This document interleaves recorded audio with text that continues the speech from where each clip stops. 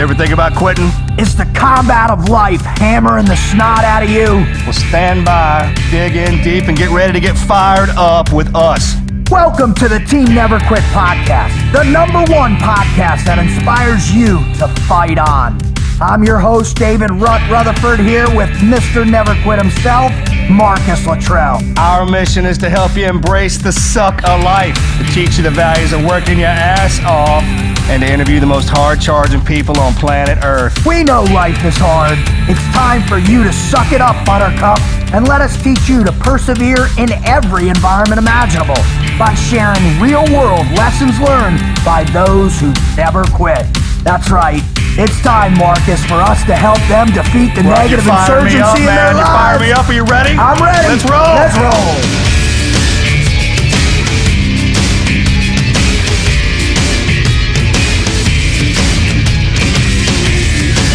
Marcus, we are back in the land of never quit, brother.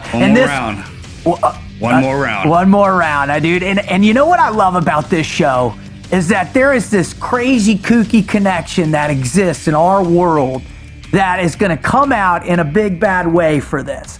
And that's why I'm so fired up for this show in particular, because it's one of those things where when you can bring on one of your buddies and who's got an amazing story, who's taken this incredible never quit mindset and transitioned it into something that's really big and really inspiration. That's a good deal. Absolutely. I mean, I when you told me who was coming on, that's perfect.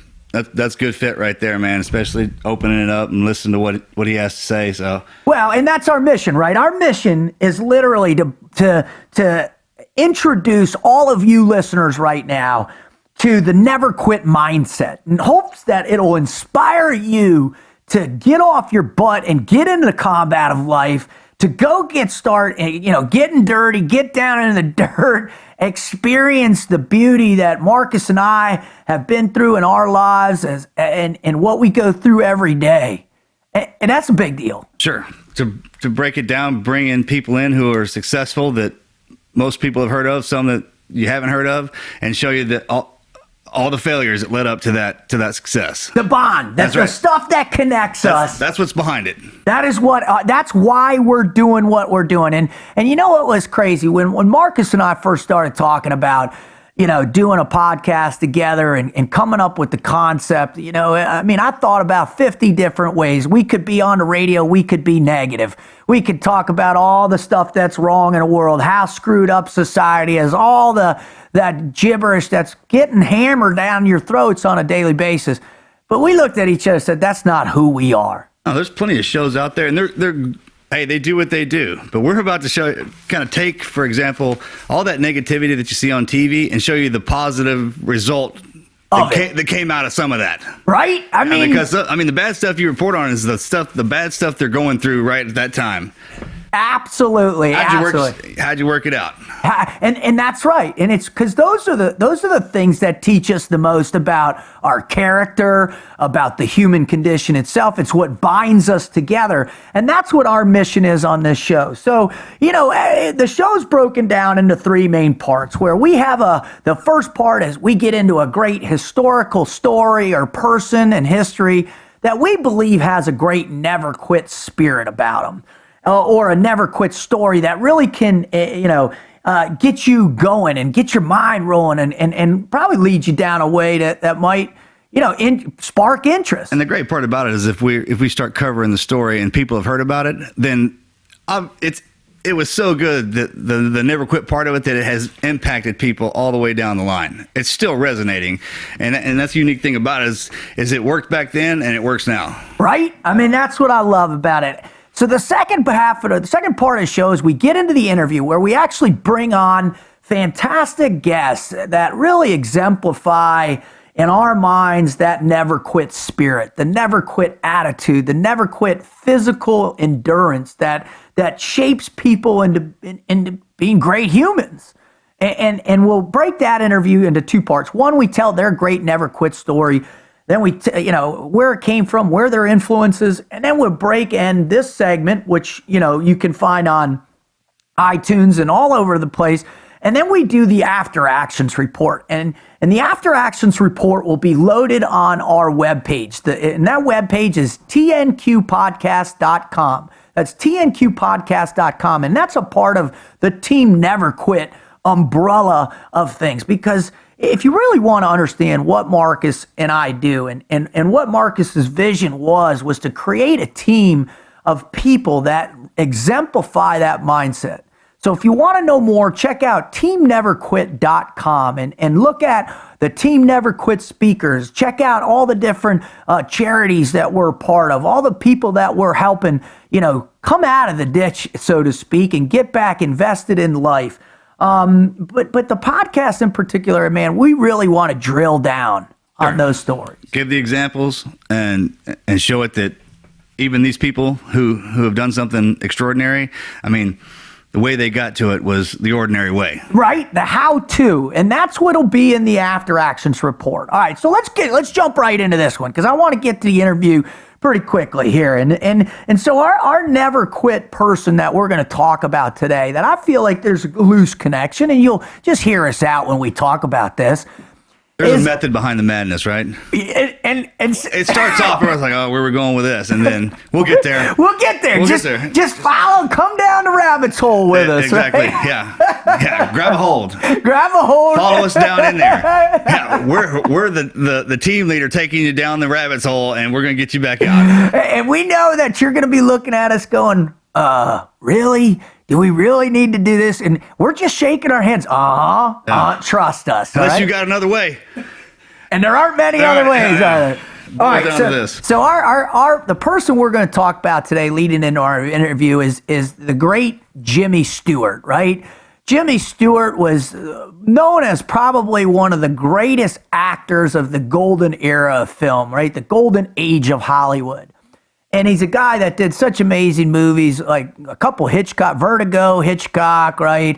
Rear Window. He was in It's a Wonderful Life. I mean, who hasn't seen It's a Wonderful Life? I mean, there's something about it when people kind of replicate him, or what's the word when they mimic people. Yeah, exactly. It's all positive. I mean, the way they make fun of him is being too happy. Yeah, right? Yeah, who lives like that? Yeah, you and him got something charged from the same battery, if you will. I appreciate it.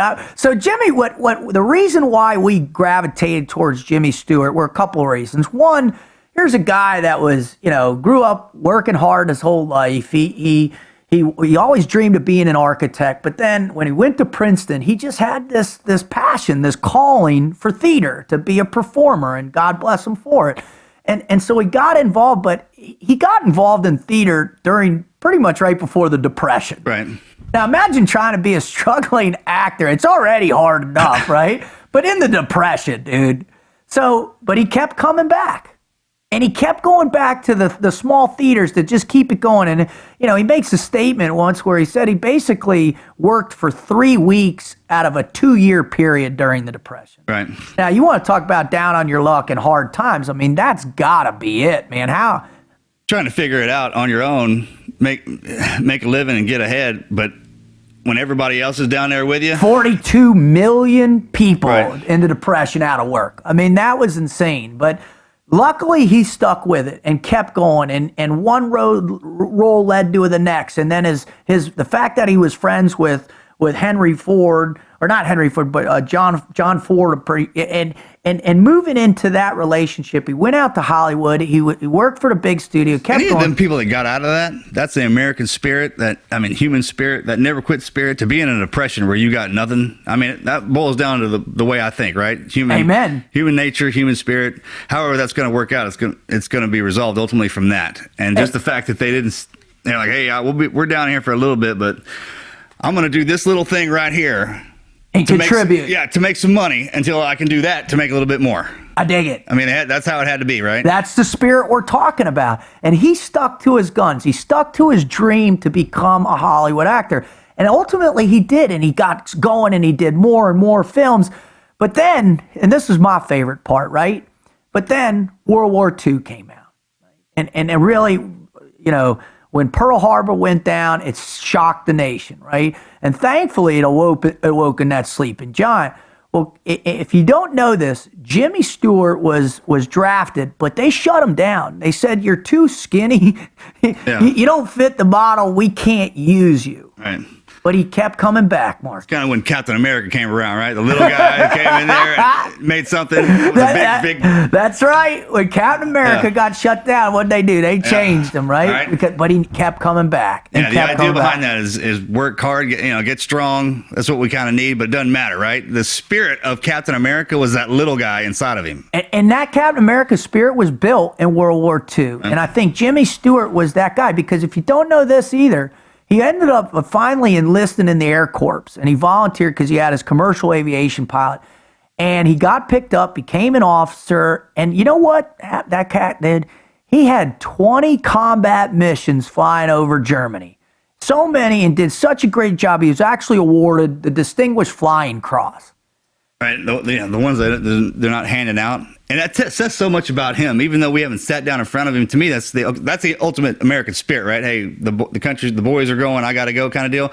But we had on the other day, we talked about, hey, most of these people are adventurers, explorers, right? So he knew something in himself. He wanted to be an actor, but there's also part of him that, I can do this. I can be good at this too, I think. Country first, right? Yeah. We got to make sure the country is squared away. Can't be an actor if I don't have a country to act in. Right. And I just love that about him. And there's some great old interviews with him talking about his service. He was very proud of the service, and thankfully he made it through that, went back to Hollywood, and became one of the greatest legends of Hollywood. So I think Marcus and I just want to tip our hats to old Jimmy Stewart, the man that everybody loved, and say, hey, Jimmy, man, thanks for being able to have that never quit spirit. Running multiple lines of being an American citizen, the military route, the actor, anything that contributes to giving back to this country to make it better. And actors do that. I mean, you know as well as I do, overseas, man, we hang on everything they say and what they do, because those films that keep you going, right?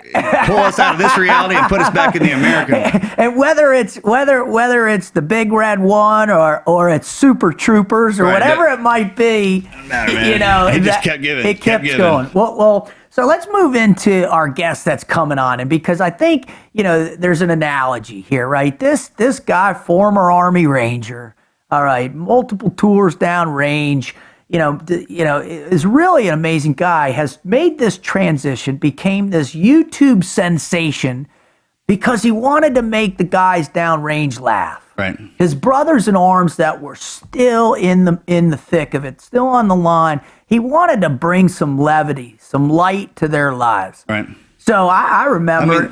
Go ahead. Well, I'm just saying, the first time I saw one of his videos was Epic Rap Battle, Navy SEAL versus Army Ranger. Right. And I literally fell out, Marcus, when I saw that. Right. I mean, that's how I saw it too. One of our teammates showed it to me, and I laughed uncontrollably. I was like, "Oh, that's perfect. This guy's been around." You know what I mean?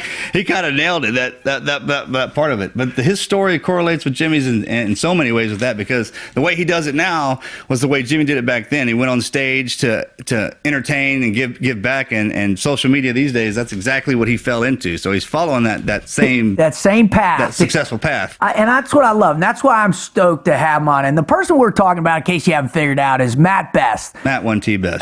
Matt 1T Best. Yeah, right? Matt 1T Best is coming on, and he's one of the founding members of Art15 Clothing. They're the U2 sensations with Vincent and JT and the gang, and they've got this wonderful, amazing upcoming movie that's coming, a full-length feature film, which by the way, everybody, my good pal and co-host here, Marcus Luttrell, was actually in. That's only because they were light a Navy guy. Other than that, I served no purpose whatsoever.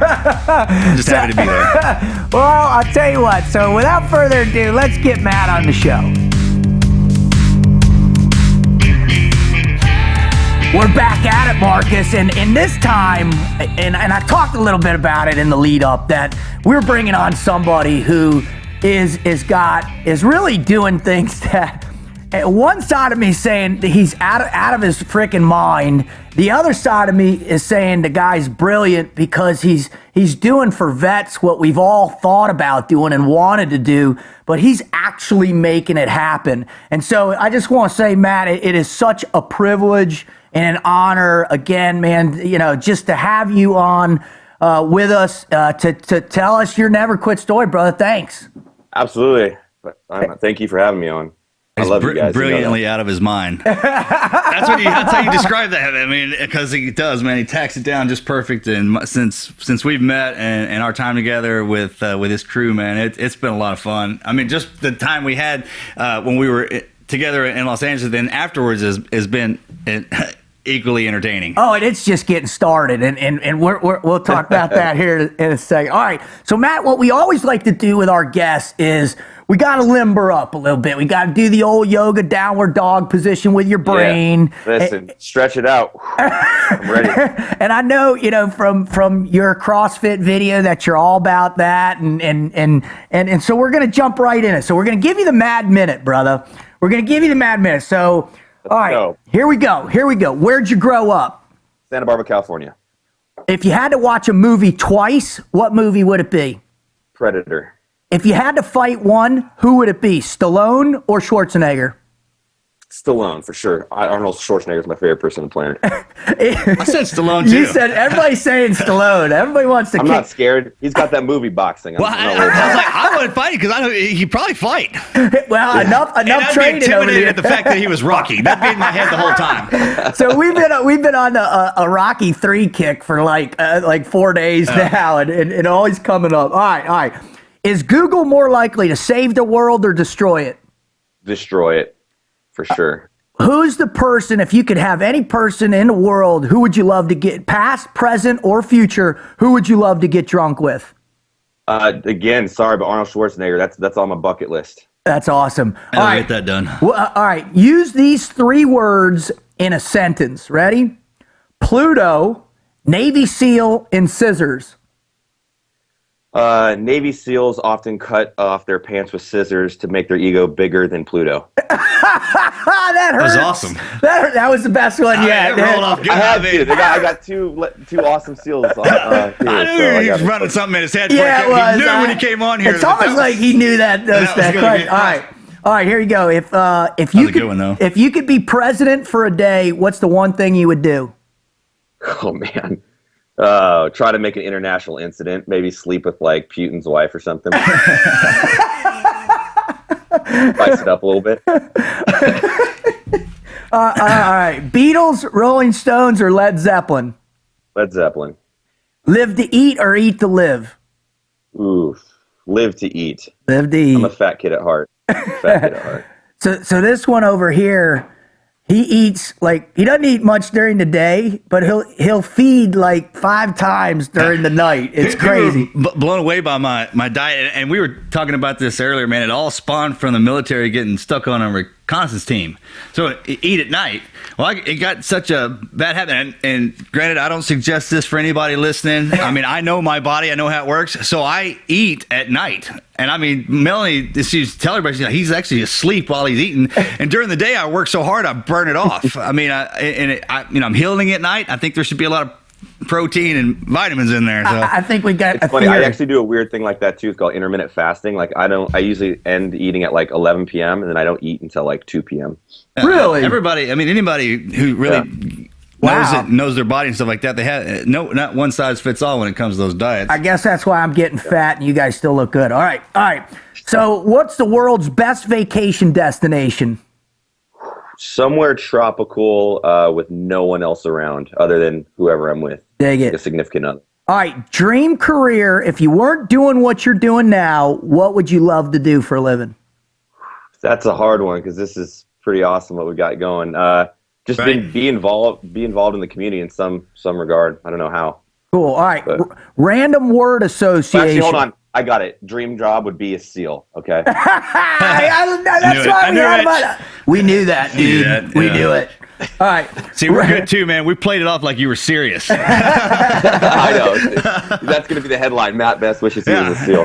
Truth be honest, because I wish I was in the air. Dude, I just posted it. What do you mean? All right. Random word association. Ready? Okay. Cobra Commander. What do I associate? G.I. Joe? There you go. All right. And what's your greatest achievement ever? My greatest achievement ever. Wow. being able to have the quality of friends that I have today is probably my that's biggest cool. achievement. That's really cool, man. That's a great answer. All right, so that's the Mad Minute. Awesome. I'd say I'd have to give him the highest score so far. Yeah. With everybody. I mean, like when everybody's answers are like mine too. I'm like, oh, I know him. Yeah, Oh, I knew him. We asked Charlie Daniels. We're like, where'd you grow up, Charlie? And Charlie was like, well, I was born out in a small town, and he didn't get the whole Mad Minute concept, and I didn't have the heart to stop a country music icon, right? Country boys love talking about where they're from. Amen. The Mad Minute turns into a Mad Hour. Yeah. And that was the interview. Yeah, it's funny. That's cool. all. He's a legend. Oh man, that was cool, man. All right, so we're gonna jump right into it. Everybody's on here because they see your persona, and if they know you, you're a guy that's bringing a lot of happiness to people's lives, a lot of smiles, a lot of fun. You're that guy. But also, I got a chance when we had dinner together that one night to get to know another side of you, which I was, just love that time we spent together. So I think people are on right now because they want to know, what is Matt Best's never quit story? What is the one that resonates with you that had the greatest impact in your life? I would say, you deal with a lot of stuff in the military, but you're always kind of, depending on what unit you're in, but you have such a good support system, around the people around you. So I guess my never quit story would be kind of when I got out of the military. I was 23 years old, just got out on my 5th deployment, Ranger team leader, at this kind of high respected position. And then literally the next day I moved to LA with like some old high school buddies. So I went from being like in this prestigious unit, like loving all my friends there, to be like pretty much alone in Los Angeles with people that didn't understand, the way I thought, my outlook on life. And that was probably the most difficult time for me because it really made me find myself and kind of have to internalize a lot of emotions to figure out how I wanted to, carry on my future. And I went through kind of like a little depression, and I just didn't know what I wanted to do. I was working a job I didn't enjoy. The people around me I didn't really enjoy. Finally when I started contracting again, and that's when I linked up with like a lot of guys that were thinking the same way as me. I was like, okay, this is what matters. Community is what matters the most in my life, is having a support system that I can help people and they can help me. Man, I tell you what, Matt, when I got out in the summer '03, it was in Afghanistan right when the war kicked off. The summer before I got out, I was $10,000 in debt. I moved in with my parents in Boca Raton. I was engaged to a crazy woman, and she's awesome. If you ever listen to this, you were awesome. I was the actual crazy one. And I battled. I was in the hole, and it was one of my teammates from Team 1. I'd gone through training with him, and he called me and he said, hey, dude, me, maritime interdiction program in Azerbaijan. I need to know right now. Are you in or out? I was like, yeah, all right, I'm in. And that saved my life, literally. Yeah. That's the hardest deal. And we talked about that too, man. And the biggest mistake most of us make is when we transition out, especially if it's early, you didn't want to go. And if you've been around a while and you know the responsibilities you have and you're doing what you love. So the next day when you're out, and you can't do what you love, it's hard we have the drive to find something and push forward, especially guys that work up into our communities. But that the most important thing that I realized was, man, that I didn't know what the hole was, because I slipped down a rabbit's hole too, man. Amen. But it wasn't because I didn't have a problem with combat or anything like that, man. I had a problem being away from my guys. And then once I started linking back up with them, because the boys are still in, they're still rocking and rolling, and you find out that when you go to call them and they're like can't talk, when you're on the other end of that, it sucks. It sucks, man. Absolutely. That's verbatim of what I was going through, because it's like, you almost feel like a sense of guilt that you're not out with your old platoon when they're running hits. You're like, oh man, like, what if someone gets shot? Maybe I'm the one that could, save them, or whatever the case and scenarios run through your head. And that's the beauty about it. Every guy thinks that. Hey man, that's what crushed me, is that I gave up on everybody, right? And I quit. The most humbling thing is the next day when your card doesn't work to get into the team, you're like, hey man, I'm a pretty integral part of this. Yeah. Not so much. Yeah, you were. Not so much. Don't let the door hit you That's on the the great ass. part about it, is those younger guys coming up, man. It's their opportunity. That's what they get their time, just like we did. Yeah. It's a young man's game. So Matt, what did you do as you're in LA? You're by yourself. what'd you do? How'd you start recruiting a team around you? Well, at first I didn't. It was about a year and a half, 2 years. I was doing executive protection, making like $18 an hour, working for the rich family. They were nice, but just, a job that is completely unsatisfying. I'm like, oh, I'm doing executive protection for celebrities, and they're telling me to move their furniture. I'm like, oh, Gotta wear my gun. Yeah. We don't like guns. So I had to conceal it. No, and then I kind of it was about a year of that, and then I kind of motivated myself. I was like, all right, maybe I'll start going to college, because that way there's an end goal. I'm choosing to motivate myself for something that I can see an end to, right? Kind of like a selection or a deployment. You have something to look forward to complete. So I started going to college, and then one of my buddies, old Ranger guy, called me and was like, hey man, I'm doing this contracting gig. You should jump on board. And interestingly enough, I was getting with the 19 Special Forces group, because I was like, I either have to go back in the military or I got to figure something out.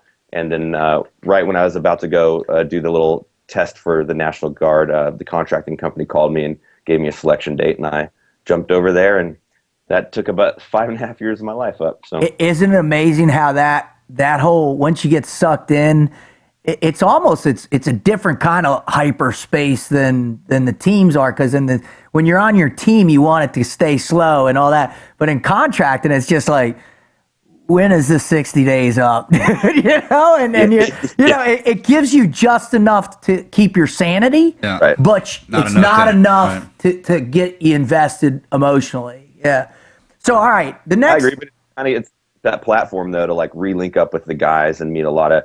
And I thought I really liked contracting because, all the coworkers were from, similar units. So, SEALs, MARSOC guys. So I kind of get a better understanding of the culture of their units. It was real cool. That was one of the best parts. We were talking about being 18 Deltas is our cross training with the Green Berets, and then operating with the schools we go to with the Corps. I mean, that's the fun part. Valuable now, man, especially. My first experience, though, I got to tell you, I was with Blackwater. I was on the anti-drug thing and was in Afghanistan, and this was my first time back over there. And our team leader was this his name was Johnny Jihad. They called him Johnny, and he was on Johnny Jihad. Yeah, it was Johnny Jihad, right? And he was on the original Raider dudes that rode the horses with the Northern Alliance.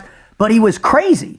And he was nuts, like out there. And it was my first, like, outside working with an SF guy and all. And he was out of his mind. I've come to find out he went on to go home, and his wife was sleeping with his best friend or something, or he ended up shooting them both, and he's in jail. And I was just thinking to myself, God, this was the guy that I was around. So Methylquin Monday.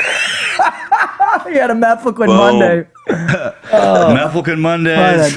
All right, so one of the greatest things that he's doing, and the ability that this thing is like, the generations before us, the Vietnam guys, they got out and they kind of spread to the winds, man. We're all connecting like this, and it just starts working its way down the line, because he knows we met, and he knows somebody that'll kind of reconnect us on the back end, and then you start talking around you guys that we're bringing it, kind of putting it back together. It gives those guys a chance to man, it sure makes getting back into the real world a lot easier.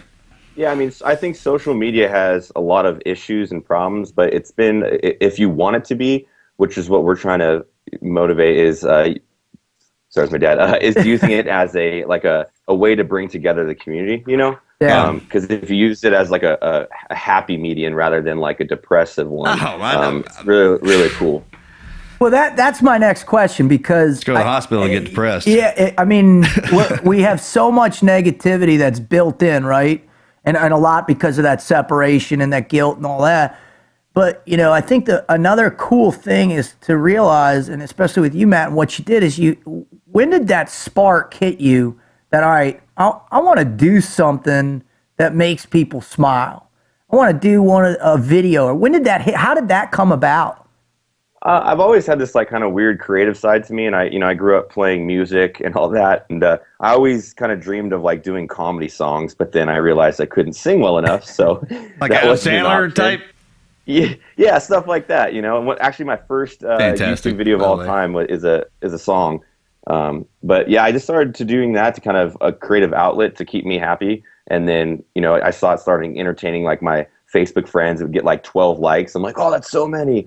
And then it just kind of carried on from there. And then really when I found the niche is when we did it was called How to Be an Operator. When I put that one out, One of my saw favorites. the response that the community gave was like, holy crap, like this humor doesn't exist in our little niche audience and demographics. So I was like, oh, maybe that's what I'll do. I'll start tailoring my crazy brain towards like all the stupid stuff that happens in the military.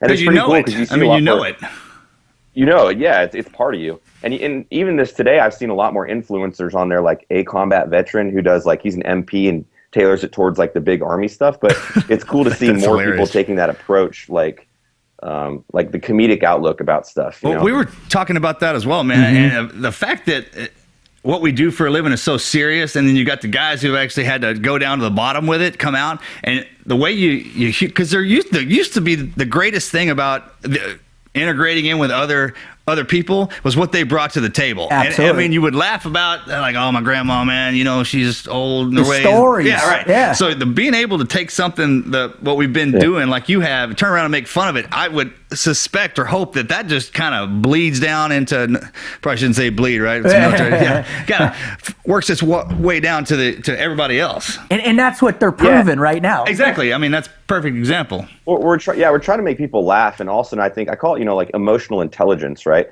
The older you get, you don't really get smarter. You just get a higher level of emotional intelligence. Like, why am I mad? Why am I jealous? And a lot of those things. And like, I'm sure any of us in this room can sit back and think about how we were in 22. Like, when I was a loose cannon. I'd get drunk, someone would mouth off, and I'd knock them out real quick. And now, like, I'm just a happy dude, where I understand those emotions and I'll react if necessary. But one of the cool things about that whole concept, emotional intelligence, and when Dr. Daniel Goleman wrote the book and started teaching other people about this, originally it was real powerful in the academic world and then businesses. But I think, the way we develop emotional intelligence has got an even more edginess to it. Yeah. Because because to be emotionally intelligent in our world means, you're reading the guy that wants to blow your face off, but at the same time, you're able to motivate the guy who's in the hole to get out. It's a broader spectrum of it. Yeah, the way I mean, you said exactly the same thing. The way I look at it is because of what we've been through, the extremes of how far you had to go to get spun up, that now when we're back, and those stuff that would really make me jump off earlier, and it's kind of like the new guys getting shot at. I mean, the bullets, you were talking about 30 feet above your head. Well, the new guys are going down on the dirt while the old timer over there is like, that was away. So nowadays, when stuff that normally would upset me, I just know in the back of my head that not only I can, take care of myself, but I mean, you got to come at me with a little bit more than that to get me riled up, because I know it's dumb.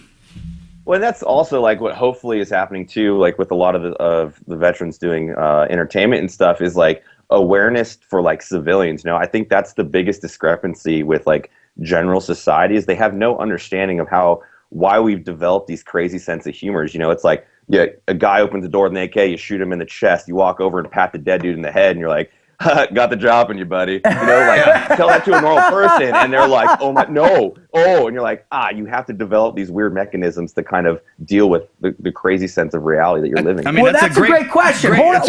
Where do you develop those? Where do those happen for us?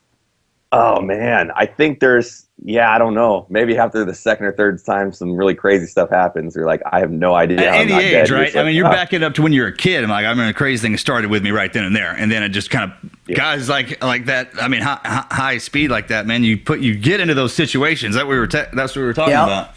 Well, for me, it's like I was a nut in high school. I was definitely out of my mind in college. Totally was the idiot hanging naked off the 14th story balcony naked. Which is great. Yeah, which was fun for the time. And then I go into the teams and I'm surrounded by all those guys, but they're focused and they're driven. And it's like, hey man, taking that crazy energy or misguided energy, whatever you want to describe it, but putting it into some kind of unique driven focus is really exceptional. And I think that's what you're really capturing here, Matt, and what you guys are doing. The ability for you guys to show other veterans the way to redirect the misguided energy, that's powerful. How soon did you become aware that you were doing that? It took me a while. I was just doing it for fun, and then seeing people get a laugh, and we get emails of like, my wife left me this and that, but I just been watching your videos and following your guys' lead, and it's put me in a better place. Like when you get stuff like that, it's all worth it. You're always gonna have haters, and they don't bother me whatsoever because the good is better than the bad. So. Hey, I've got to the point, and I'm sure you're with all you've been through. You're here right now. When the guys that wear the amber glasses and the coats and the MP5s underneath them go to hammering me about misreputation of a model number on a rifle, or you can't do this. I love that now. I mean, if you got them dudes coming at you, it's great. Dude, yeah, I'm the same way. Like I'm a huge proponent of firearms, and I love shooting. It's my hobby. But at the end of the day, I'm a Glock and AR guy. So it's like when I have people spouting off that their thing's better than mine, I'm like, listen, let's go to the range and we'll see who wins. I started doing this, bro. I've started going, I'm not good enough to shoot a Glock. That's why I got a SIG. Yeah. I mean, I'm that at the age I'm at. Once I hit 40, bro, it was all bets are off, man. I'm like, dude, sometimes when I'm talking, people are like, I know you got this preconceived notion of how tough I am, and back then I was. I mean, I was an animal, but I got a splinter in my hand the other day, and I've been complaining to my wife for hours. Saying, honey, you ain't gonna believe the splinter I got in my hand. It's hilarious. All right. So the next thing, and I got to tell you, I was introduced to you probably almost the same way Marcus was. And from one of my teammates, from a teammate. A teammate sent me the video. Hey, dude, you got to see this. Epic rap battle. My buddy drove over. Navy SEAL versus Ranger, man. And I flipped that thing on, Matt, and I literally cried. I was laughing so hard. They nailed it. Awesome. I mean, it's so obvious that you've had to be around us because, I mean, it was just... and his own culture, too, was epic, too. I mean, and the amazing thing, and I think what people don't get who aren't real creative or constantly having to adjust or keep that content rolling is just how difficult it is. So in your guys' process, when you were sitting around with Vincent and JT and everybody, what's driving the next video? What's driving the next post? I mean, how do you guys work through that process? Somebody walks in and goes, hey, I got an idea, and then everybody's like right on board, or how's that? Yeah, I was curious of that too. Because you're taking it so far. I mean, you got a damn movie, right? Well, we'll get there. We're getting there. We're getting there. I'm fired up, man. I had a good time. Because you're in it. That's why. Hold on. Slow down. Yeah, dude, it usually starts with like an idea. I love to write, so I tend to write a lot of the skits, but like JT is like the idea guy. Like he never doesn't have some insane idea. Like we did that video, The Ultimate Finish, where it's an attachment to your Picatinny rail and it masturbates you as you shoot. Like that's his idea. And like it's better than shake weight. Went down, we were laughing about it, like, oh my God, that would be crazy. Then like Vince gets on the phone, like, well, I'm getting someone to build it. And we're like, okay. Like, Jared, get your camera, and then it just happens. That's awesome. So, that's R&D over there, just throwing it together. Yeah, I'm fortunate to be surrounded by super talented guys. So that's nice. That is nice. What was right there, right man? There, bud. That's it. That's it. That team, right? And when you find that team, that and a big thing of what we've been talking about on a regular basis is that trust, that really pivotal moment where you just know no matter what, you can be in any environment with that individual and something positive is going to happen. And it seems like you guys have that. How did it take a while to develop, or were you guys always like that? I mean, Vince and I don't know if you know Rocco. Him and I were in a regiment together. So we did a couple trips together. And then when I linked up with Jared down in El Paso, Rocco was a Border Patrol agent for Borstar, the medical guys for BORTAC. And he was like, started hanging out, and that's when he kind of came into the company because he was just such a perfect fit. He's got this massive personality, and Jared and I are like kind of the idea people. So him coming, it was just, we got super fortunate, man. Certain things in life you can't choose for them to happen or make them happen. That's just one of those stars aligned. That's cool. The Lord provided right there, man. All right, so obviously we're going to release this podcast probably the week right before it comes out, but before Range 15 comes out. Yeah. It's going to be great. It's going to be great, man. It's going to be epic. And so I'm going to do just a quick backfill. If you haven't heard, if you're listening, you haven't heard, Range 15 is going to be a movie that is is transformational. And not because it's a zombie apocalypse movie with a bunch of vets, but the whole process of bringing this thing to reality and fruition, I'll let Matt get into it, is really something phenomenal. And it's reshaping the entire model out there for us veterans as well as Hollywood. And what was funny is I got to meet Nick Palmisano through my friend Lex McMahon, and got to meet him. He told me about this idea that's coming, and then all of a sudden it's going down. And then I'll never forget the first video you guys put out. I was, again, pissing in my pants laughing. But the one thing at the end, when everybody's, who's going to be in it and all these, and I stopped in my track. I go, where's the damn seal? There's no seal in there. And the light bulb went over my head, and I immediately text Lex, who put me in touch, and I hit Nick up, and I was like, hey, Nick, do you think would you like to have Marcus in it? Because I know he'd love to do it. And that's how it all came down, and I'm done. So tell us about Range 15. That circle. That's how it works, man. I just, now good buddies. But it's cool as we all keep doing that circle kind of slowly grows, and that's what it's doing. So it's pretty rad. So why Range 15? What is it about it that's the biggest impact? It was the initial idea was kind of Jared and Rocco. They wanted to do a movie. I said that's a stupid idea. We could never do it. I was a little bit wrong, as you can see. But then, we got on Ross and board, our director, and then we kind of realized we're like, all right, if we want to do this thing on the epic proportion we need kind of some bigger people to be a part of it. So that's when we reached out to Ranger Up and we're like, hey guys, this is our idea. You want to be on board? And Nick was like, heck yeah. So he jumped on board, and then from there we just kind of called in some favors and asked the community to support us. And it was the whole Indiegogo campaign, and seeing everybody show up on set was probably one of the most humbling experiences of my whole entire life. When guys like Marcus take time out of their day for no paycheck, nothing other than just to show up and support some random veterans. I sure have fun, dude. It's awesome. That's what I'm saying. You just showed up to have fun and support us, and it's amazing. And that's what so many people did, and it was just like, holy crap, So when I got they picked me up first thing in the morning, and and let me back it up a little bit. So apparently, I didn't know this. Apparently, we don't know what Mark's going to be like. Nick Palmisano got on the phone with me, and he's like, hey, dude, do you think Marcus is there anything that we need to know? And I go, bro, he needs freshly sliced fruit at 7.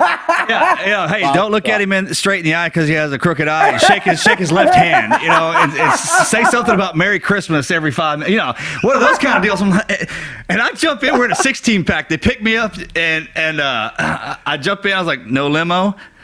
F it, van fight. And that just broke it down right then and there, because everyone in there knew what that meant. And then that brought the levity to the whole deal, and it was on from there, man. We had a blast. It was a fun time. That's cool. Let me tell you how my mind's been working on this, and I'm so proud of you, man, and what you've accomplished. I really mean that. And I was thinking, all the worst, when I tell people about this, man, I'm like, hey, look, man, you got to think about Flash Gordon or all the way up to Tombstone, right?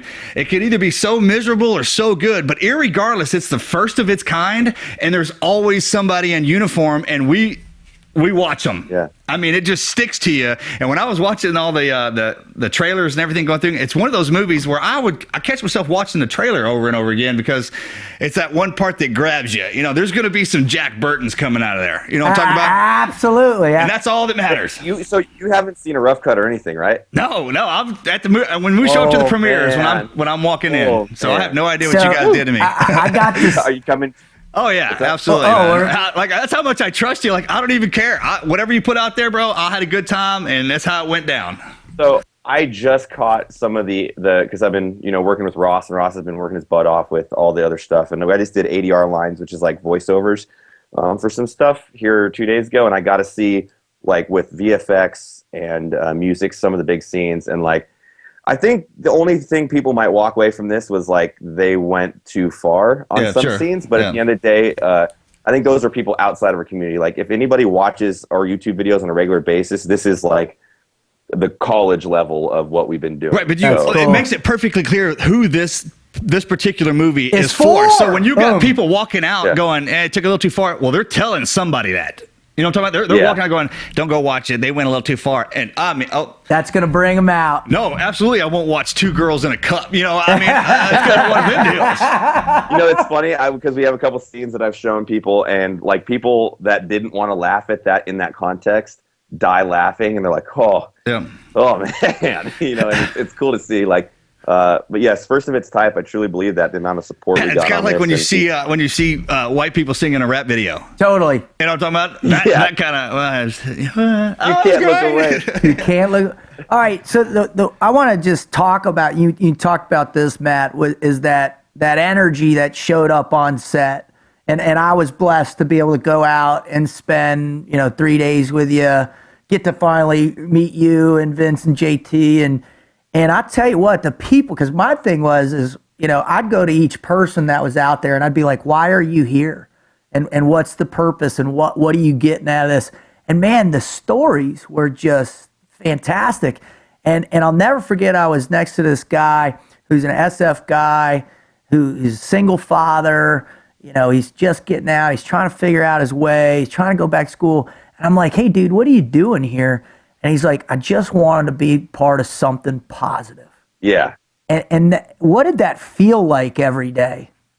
Yeah, it was like one of the most humbling experiences of my life, just to see the support, and I think it's kind of representational of what the crew was saying. They're like, a lot of the crew, because they're the Hollywood people, they were like, I've never been on a set like this before, just because everybody was smiling and laughing in between takes. Everybody was playing grab ass. Like, it was like being back with the boys, and then we're like, oh, we're supposed to go shoot a movie, and then we're shooting our scenes, and then going back to all the craziness. So it was one of the what I saw out there, and I came out there, and I've talked to them about this. I said, look, I've been in Hollywood and seen how all that goes down. I have great friends up there now. I said, you need to start a production company that and teach each one of them vets how to do that job, because it was.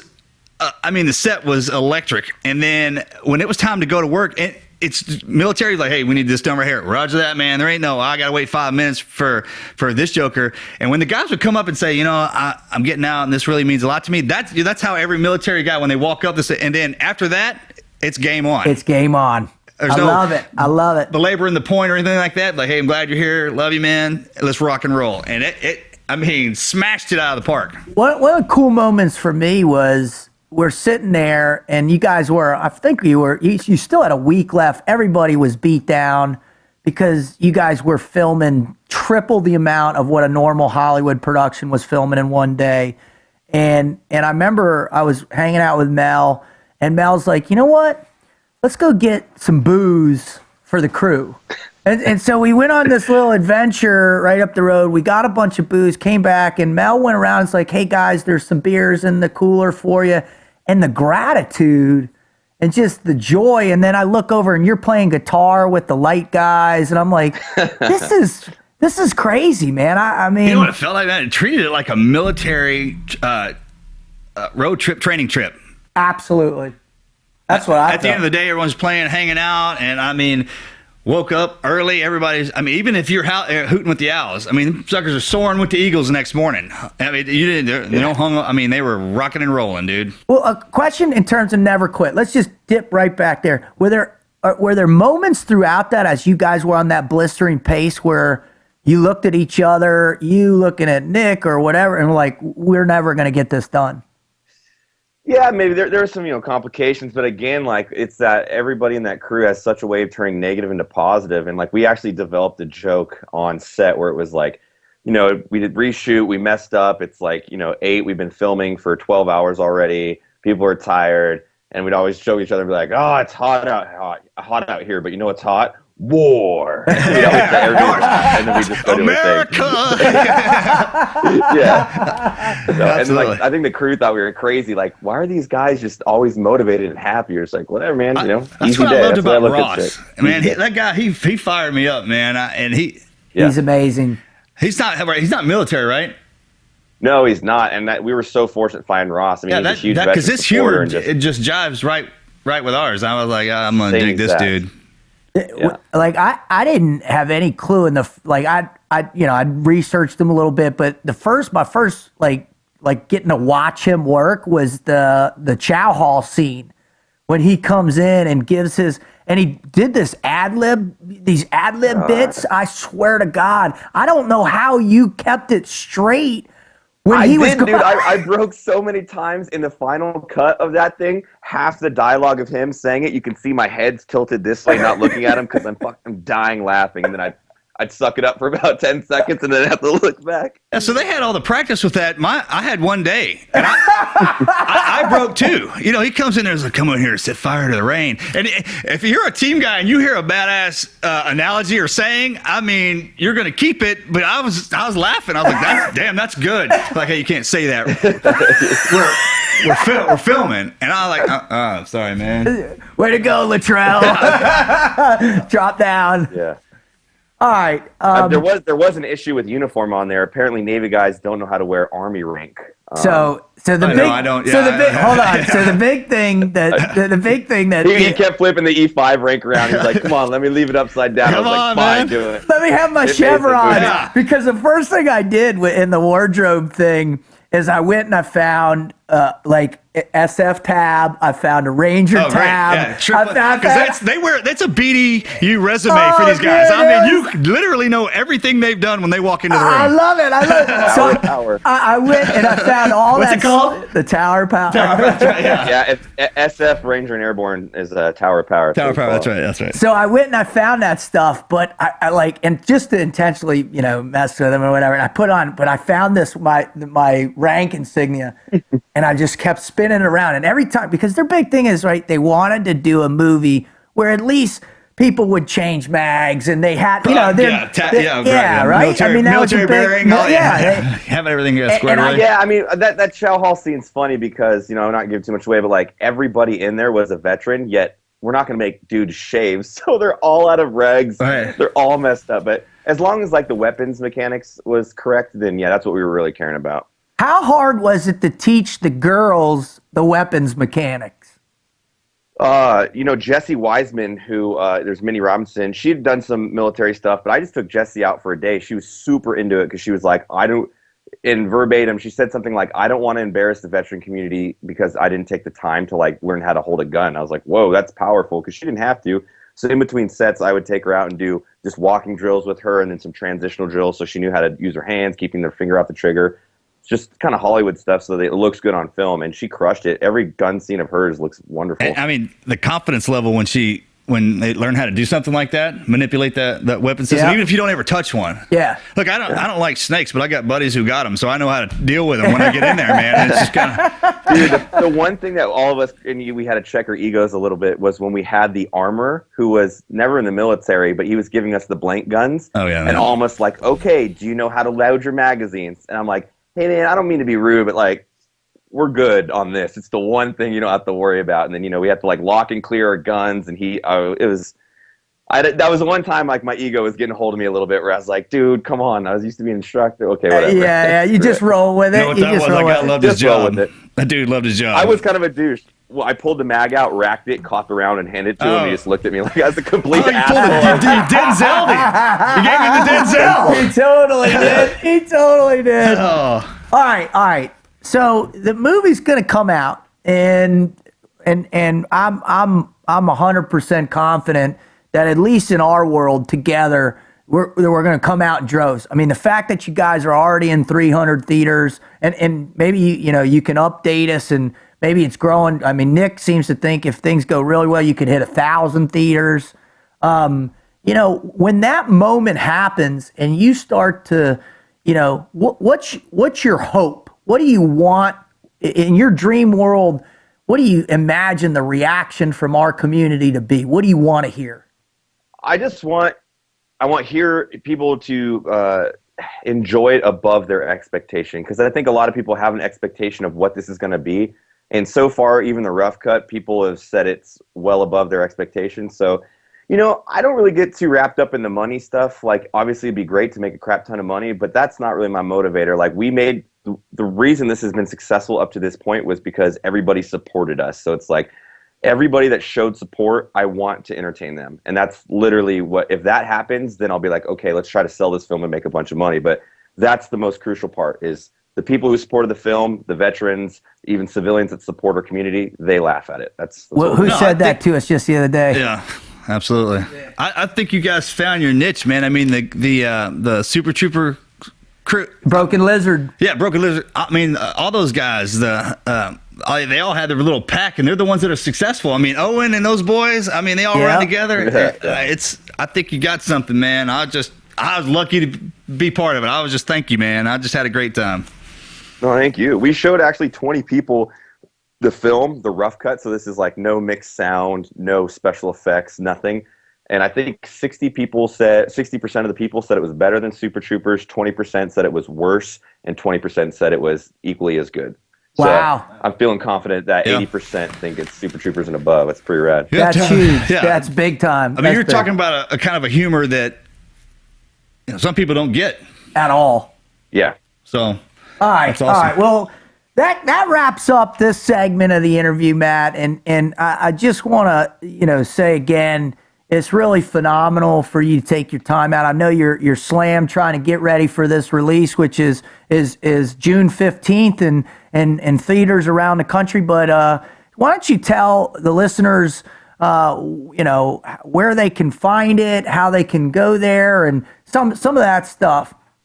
Yeah, if you just go to Range 15, which is range15, one word.com, the tickets will be immediately available when you show up. The trailer's on the main land page, and then there'll be a link to this thing called tug.com, and that's what we're running our theatrical release through. So right now there's about 330 active theaters, which means across the U.S., but if there's not one in your town, you can actually be a promoter for the film. So say it's not showing, I'm in Santa Barbara right now. If it's not showing here, I can log on, that's cool. Make a promotion, and then as long as you sell like 46 tickets to that showing, it goes active, and June 15th you'll be able to see it. And if you're a promoter, you get 5% of the ticket sales. So you can take that money, donate it to something, whatever you want. That's cool. That's cool. And where can everybody else follow you and everybody out on social media and the internet if you don't know, which they probably that's perfect because that give you an idea of what you're about to walk into. Absolutely. Absolutely. Right?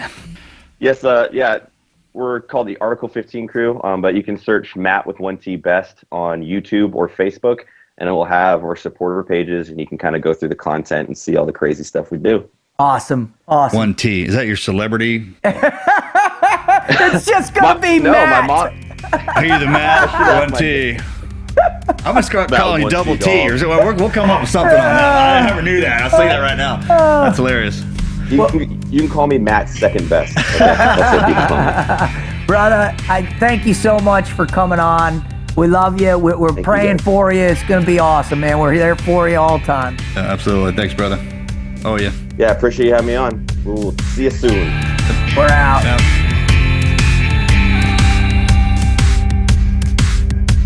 Who knew Matt Best was so deep, brother? Right. Yeah. I mean, you can't think about that creative mind he has and how far he takes it to the other side of it. You know that guys like that usually are the quiet ones, and there's a lot going on behind the head and stuff. I mean, you watch him in his videos, and he's got this huge personality, right? He's the guy doing the bikini snaps. He's the guy. Attention to detail. His attention to detail when he does that stuff is spectacular. Yeah. So even if you didn't serve with him, probably a squared away dude, right? Well, I mean, to get to the place he was at, I mean, he was a sergeant, he was a platoon leader, and then to walk away from that, hit that bout of depression when he moved to L.A., but then to come back and dig deep and find a new dream, a new passion, man, that's never quit if I've ever heard it. Right.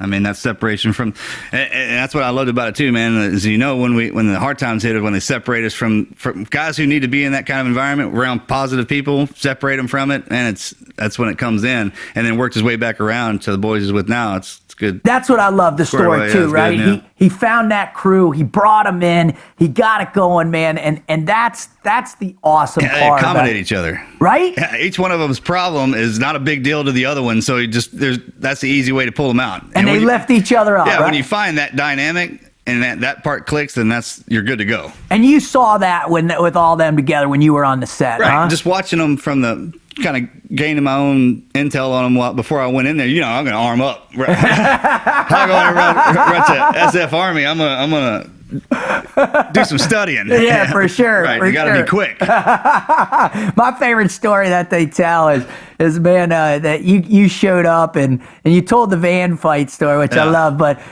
Nick tells another story, and we're gonna have Nick on too. And when you were like, "Hey, is everybody hungry?" And they're like, "Yeah, we're hungry." And you went and got a bunch of hot dogs. But before you got back, you had eaten all the hot dogs, and they're like, "Yo, bro." Yeah, I was definitely the Blue Falcon on that. And they're like, "Typical team guy." Oh, you guys know? Oh, I'm sorry. Man. Yeah, my bad. So that was Matt Best. And listen, we're so happy to have had Matt on. You can learn a lot from his story in terms of finding your passion, finding your dream, right? Pursuing that at all costs, no matter what. And really, I think what I heard the most was that commitment to the people that are around him. Right. I mean, our teammates are everything. Right. You can tell. I mean, everybody kind of when they really start talking about it and thinking about it, and they bullet it, you hear those same two things coming out of it, and that's Those a good consistencies, It's true, right? man. There's Yeah. a reason why when it comes down to it, that's what comes out. Well, that's why you and I are sitting right across from each Right. other right Yeah, now. exactly. I mean, that's the exact thing. So, thanks for being a part of our show, the TNQ podcast. And again, if you want to hear Matt Best and the After Actions Report section, go ahead and visit us at tnqpodcast.com. That's tnqpodcast.com to listen to the how-to from Matt. And that's the space that we have all our interviews, get on there and really explain the nitty gritty of how they go through every day. And it's a great section. What's also a part of is the teamneverquit.com website. So don't be afraid to visit that, see the rest of the Team Never Quit, go visit our store, check out all of our cool gear, our hat, our stickers, all that stuff. And really, what we're doing is, Marcus, we're out there. We want them to be a part of the Never Quit team as well, too, right? Sure. I mean, as far out as we can reach. I mean, somehow, some way, we're going to connect with you, and being a part of this is only a positive thing. Amen. And listen, one more thing, and this was a cool thing that Mark and I talked about. We really thought would be the gist. And yeah, we're going to have great guests that have been out there and be real successful. But I think the real nitty gritty stuff that we're going to get on board, the real blessings, the stories are going to be from you. Right. So if you listen to our podcast and you get inspired or you want to join the team, then please don't be afraid. I want you to go to the tnqpodcast.com page and submit your greatest never quit story to us. If you're worried about it being embarrassing or too much or anything like that, just bring it on here. Trust me, if you shut us down, I mean, if it's that crazy, like we said, we're going to have you on here. Right there. You just said it, man. Yeah, it can't be like that. No. The hard times, the worst times, all that stuff like that. Just trust me. Come on. We send them to us. And the great ones, the ones that really Marcus and I look at each other and say, man, that's insane. We will reach out and get you on the TNQ podcast show with us. All right. So the last thing we always like to do is we like to thank the people in our lives that made the difference, that got us here, that got us through the hole, the people that helped us learn the Never Quit mindset. So first, I'd like to just thank my family, and most importantly, my wife, the Admiral, my two girls, my parents, all those people, my teammates, man. I just thank my teammates for getting me here, and thank you for paying attention to what we're trying to say. So, Marcus. And I'd like to thank God for putting me on this earth and giving me the abilities that I had. I'd like to thank everybody that was in my life that got me to this second where we're sitting here having this conversation. And then to the boss, my wife, thank you for coming into my life and staying with me and ultimately love me. And giving me my kids and the blessings I have on earth that I'm enjoying right now, and everybody out there who just comes on here and likes to listen to us. Thank you so much for everything you give me. I mean, obviously, you're part of this too. You're the American way. You make this happen, and you put me where I'm at. So thank you for that. Amen. All right, that's all we got. We're out.